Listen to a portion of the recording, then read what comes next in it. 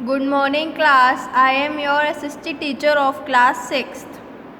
Today we will start new chapter which is chapter number 2 of history on page number 73. Open page 73. Chapter number 2 is sources of studying the past. इस video में हम क्या करेंगे, इसमें हम मैं reading करूँगी पहले एक एक लाइन की, देन हैंड टू हैंड में क्या करूँगी, एक्सप्लेन कर दूँगी।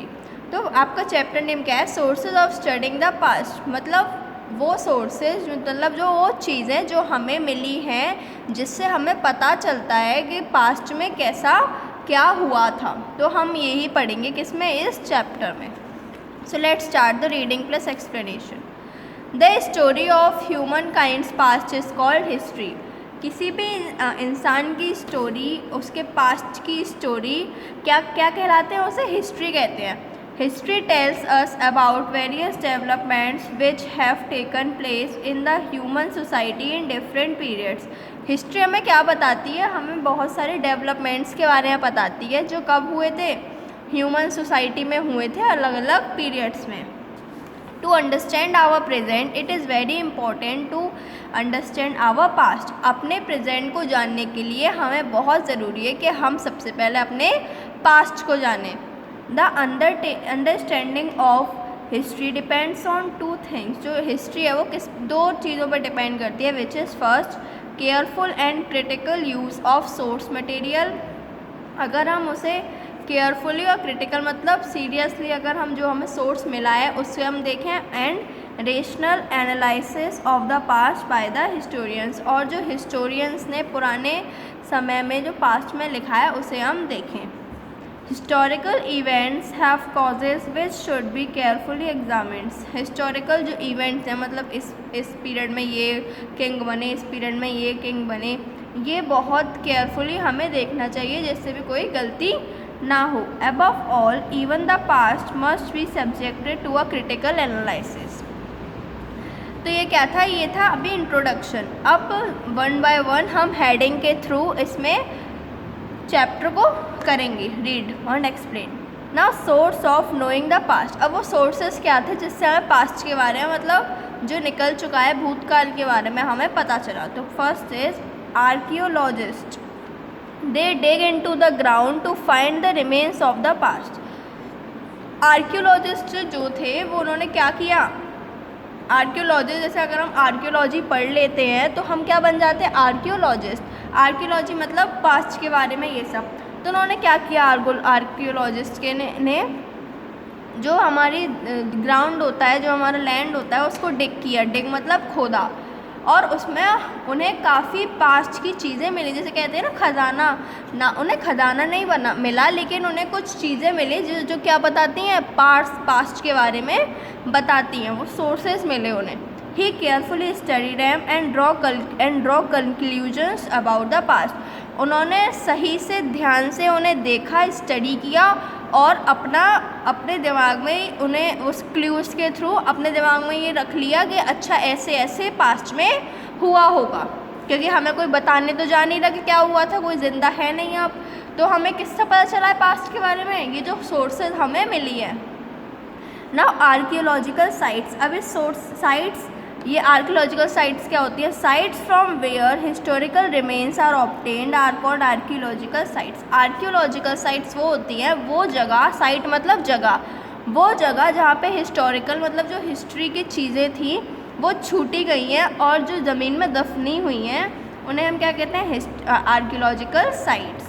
Buildings and monuments also come under archaeological sites. Buildings और ये मोन्यूमेंट्स जो पुराने ज़माने में बने हुए हैं ये भी किस में आते हैं, आर्कियोलॉजिकल साइट्स में, क्योंकि हमने तो बनवाए नहीं है, पहले के बने हुए हैं। उन बिल्डिंग्स में उस समय की आर्किटेक्चर लगा है, सब कुछ लगा है, उस समय की पत्थर लगे हैं, तो इससे क्या पता चलता है कि उस समय में जब राजा महाराजा होंगे कि ऐसा होगा। Archaeological sites also include old building and monument. Archaeological site क्या इंक्लूड करती है, ओल्ड बिल्डिंग, पुरानी, वही जैसे ताजमहल, रेड फोर्ट, हवा महल, ये सब हमें बताते हैं। और काफ़ी महल हैं, हम जाते भी हैं बहुत महलों में। अजमेर का है कि जहाँ अकबर रहते थे, जहाँ जोधा रहती थी, जहाँ चंद्रगुप्त मौर्य, तो काफ़ी हमारे पास फोर्ट्स हैं जो क्या बताती हैं कि उस समय में कैसा क्या होता था, उनके कस्टम्स रिचुअल्स के बारे में। Okay, artifacts and other items excavated from different archaeology sites give rich information about a period. जो आर्टिफैक्ट्स और कुछ अदर आइटम्स होते हैं वो अलग अलग आर्कियोलॉजिकल साइट्स मतलब अलग अलग जगह से मिलती हैं, जो कि उसमें काफ़ी इन्फॉर्मेशन होती है उस पीरियड के बारे में। अब ये मोन्यूमेंट क्या होता है? The ruins of an ancient monument provide important in information about the level of technology achieve during the period. जो र्यून है मतलब जो एंशियंट मोन्यूमेंट में बना है वो क्या बना है, वो हमें क्या बताता है, वो इंफॉर्मेशन बताता है उस टेक्नोलॉजी की जो उस पीरियड में चल रही थी। The ruins of Nalanda, the famous ancient university, tell us how big it must have in that age. एक नालंदा यूनिवर्सिटी है विच इज़ दिस, ये उस समय में बनी थी और ये क्या बताती है हमें कि कितनी बड़ी बिल्डिंग थी ये उस टाइम में, अभी भी है। The murals on Ajanta caves tell us so vividly about the dresses, hair styles, jewellery and social life of people of that era. जो अजंता केव्स, एलोरा केव्स है ना मुंबई में, वो हमें क्या बताती हैं कि वहाँ उस समय में कैसे लोग थे, कैसे लोग का ड्रेसिंग सेंस था, कैसे उनकी हेयर स्टाइल्स थी, कैसे उनकी ज्वेलरी थी, कैसे उसका सोशल लाइफ थी, वो कैसे क्या करते थे। क्योंकि वहाँ क्या है, पेंटिंग्स बनी हुई हैं, तब ऐसी दीवारों पे पेंटिंग करते थे, उन्हीं की अब केव्स बना दी। तो वो बताता है कि पहले कैसा क्या चलता था। Okay, now come to page 74। Now pottery. An archaeologist discovered pottery while excavating an ancient site. Pottery मतलब पोट्री ये होता है, हम जो आपने मूवीज़ वगैरह में देखा होगा, वो जो हम मिट्टी से पॉट बनाते हैं ना, that process is called pottery. ये कब से डिस्कवर हुआ? जब बहुत पुराना डिस्कवर है। After studying pottery carefully he will tell us about the past, the period in which it was made and the people who made it. अगर हम इस पोट्री के बारे में और ज़्यादा अच्छे से पढ़ेंगे तो हमें क्या बताएगा कि पास्ट में उसका क्या यूज़ होता था, कैसे लोग उसे यूज़ करते थे और उसे किन किन लोगों ने कैसे बनाया। Okay, now first again monument, sorry monument नहीं होगा manuscript. Okay, what is manuscript? A hand written book is called manuscript. जो हम हाथ से बनी हुई बुक जो हम बनाते हैं वो क्या होती है हमारी? Manuscript. Before the discovery of printing books were hand written. जब ये सब प्रिंटिंग, ये भी क्या है, ये बुक प्रिंट है, जब ये इसका डिस्कवरी भी नहीं हुई थी, ये खोदा भी नहीं गया था, तो हम उससे पहले क्या लिखते थे? अपने हाथों से लिखते थे ये बुक्स वगैरह को। The early manuscripts were written on palm leaves and on bark of birch trees. तब तो पेपर भी नहीं था, तो कहाँ लिखते थे? पाम ट्रीज़ पे लिखते थे, या फिर वो जो पेड़ की छाल होती है, वो जो ब्राउन कलर का ऊपर का हिस्सा होता है, उस पर लिख देते थे, जिससे कि लोग पढ़ सकें अपना। The ancient manuscript give a lot of information about religious believes and practices, life of kings, medicine, science, poem, place, epics etcetera. जो पुरानी मैन्यूस्क्रिप्ट थी वो हमें क्या बताती हैं? काफ़ी इन्फॉर्मेशन बताती हैं अपने रिलीजन्स, उस टाइम के रिलीजन्स के बारे में, क्या लोग मानते थे, क्या करते थे। और वो जो, क्योंकि हम क्या लिखते हैं, हम अपनी रोज़मर्रा की ज़िंदगी लिखते हैं, उस वक्त तो यही बहुत काफ़ी था हमारे लिए। और अब जब हम देखेंगे वो मैन्यूस्क्रिप्ट, जैसे ये रहा पहले की मैन्यूस्क्रिप्ट है पाम लीफ, तो हमारे लिए बहुत इंपॉर्टेंट है हमारी हिस्ट्री को जानने के लिए, तो उससे काफ़ी चीज़ें पता हुई मैन्यूस्क्रिप्ट से। नाउ कॉइन्स, ये सब एंशियंट की सोर्सेज हैं कि हमें किस चीज़ से क्या क्या पता चला। Coins, a coin gives information about the king of that period because coins usually contain the image of the king. Coin क्या बताता है? कॉइन हमें ये बताता है उस पीरियड में कौन सा किंग राज कर रहा था। क्यों कैसे बताता है? क्योंकि कॉइन, जिस भी किंग का कॉइन होता था उस पर उसकी इमेज छपती थी। Coins also tell us about the level of skill among artisans during the period. Coin क्या बताता है हमें? वो लेवल भी बताता है कि उसमें कितनी दिमाग था कि उनने ऐसा कॉइन बनाया जिस पे क्या है, किंग की तस्वीर इमेज है। तो वो क्या बताता है? उनकी टेक्नोलॉजी, उनकी स्किल, उनकी मेहनत भी बताता है। Coins were first developed in ancient Greece during 600 BC। BC मतलब बिफोर क्रिस्ट, मतलब जब जीसस क्रिस्ट पैदा नहीं हुए थे तब से कॉइन्स डेवलप हुए हैं। कहाँ पे? एंशियंट ग्रीस में, जो पुरानी ग्रीस है। ये थे कुछ coins, ancient coins. Now ornaments. Ornaments मतलब जो हम गले में पहनते हैं। आजकल तो ज्वेलरी है, पहले ऐसे नहीं थी, वो छोटे छोटे पढ़ते हैं इसमें क्या है। Okay, it gives clues about the people who wrote it. वो क्या होता है? ऑर्नामेंट्स हमें क्लूज देते हैं कि पीपल वोर इट, कि लोग क्या पहनते थे। Man and women of all वोर इट इन द पास्ट। चाहे लड़का हो, आदमी हो या औरत हो, दोनों ही वहाँ पे ये ऑर्नामेंट्स को पहनते थे। It may be made of stone, clay, bones और मेटल्स। ऑर्नामेंट मतलब एक टाइप की ज्वेलरी, हाथों में, गले में, माथे पे, कानों में। आजकल तो ज्वेलरी है, बट पहले क्या था? ऑर्नामेंट्स थे। किसके बने हुए थे? स्टोन, पत्थर के बने हैं, क्ले के बने हैं, बोन्स के बने हैं, क्योंकि तब तो कुछ ऐसा था नहीं, मिनरल्स वगैरह उन्हें पता ही नहीं था। तो the common people use them. जो नॉर्मल लोग थे वो उन्हें यूज़ करते थे। Ornaments also made of precious metals such as gold or silver which are used by the rich people. Ornaments कुछ precious metals में भी आते थे, कुछ precious metals से ही बने थे, जैसे गोल्ड और सिल्वर, जो कि कौन यूज़ करता था? रिच, मतलब अमीर लोग यूज़ करते थे। But common people stone, clay, bones वगैरह मेटल से चीज़ें बने यूज़ करते थे। Now cave painting. Cave painting are a great sources of information about the cultural life of the people in the past. Cave painting मतलब जो गुफाओं में पेंटिंग हो रही है, वो भी हमारे लिए बहुत ही ज़्यादा बड़ा सोर्स है, जिससे हमें पता चले कि वहाँ उस समय क्या, कैसे कल्चरल लाइफ थी, लोग क्या मानते थे, क्या करते थे। The Ajanta caves tell us so much about India as it was over 1000 years ago. हज़ारों साल पहले अजंता केव्स बनी हुई थी। वो हमें बताती हैं कि तब हज़ारों साल पहले यहाँ पे इंडिया में क्या क्या होता था। ये मैंने बताया था ना, Ajanta Ellora caves. Now monument, this is also a manuscript I think. It may be written on palm leaves, the bark of a birch tree और ऑन पेपर। ये जो मैन्यूस्क्रिप्ट थी वो किस पे लिखी जाती थी? यहाँ भी बताया था, पाम ट्रीज पे लिखी जाती थी, पाम लीव्स पे, बार्क ऑफ बिर्च, बार्क या बिर्च ट्रीज पे मतलब वो जो ऊपर का हिस्सा होता है ना, छाल पेड़ की, उस पे लिखते थे।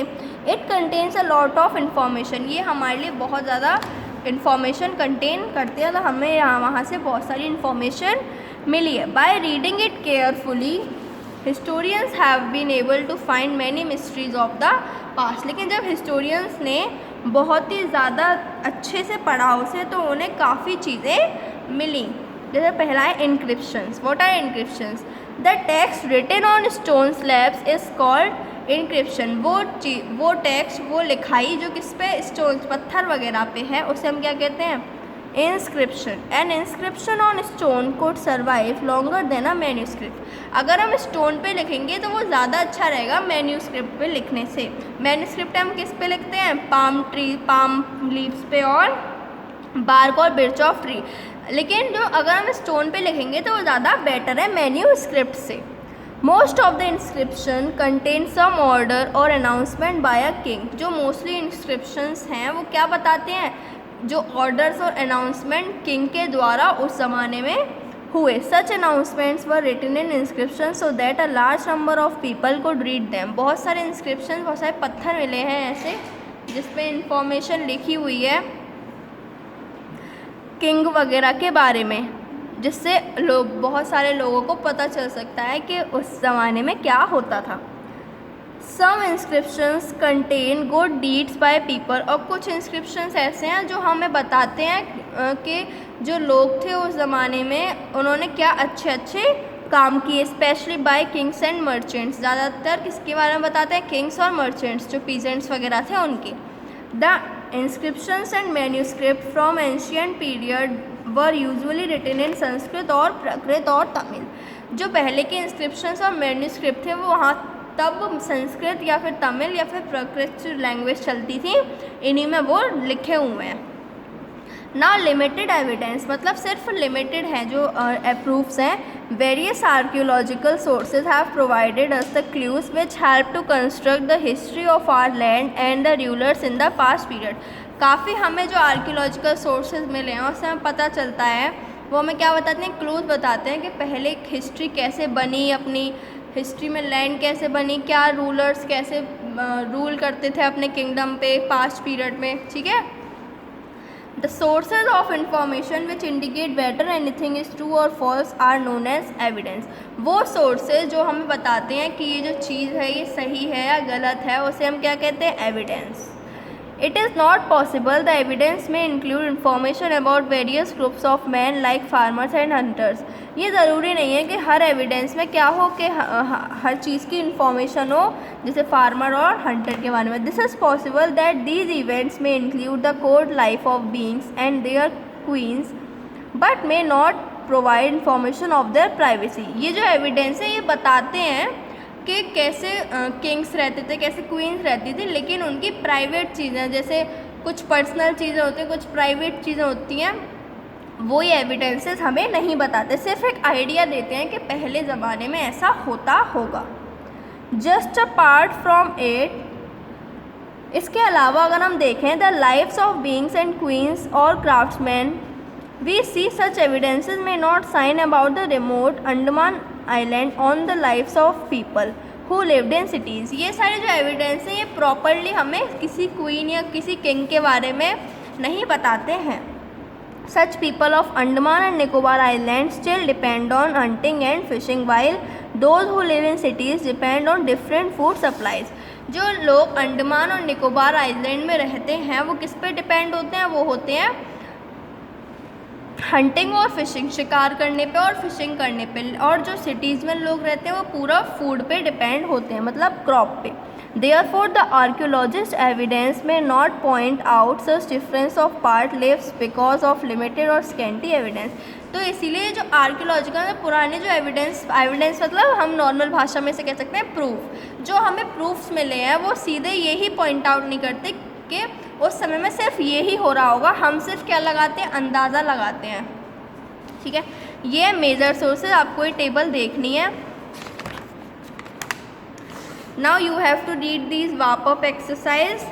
This is the explanation plus reading of the chapter. Thank you class and have a nice day. Good bye.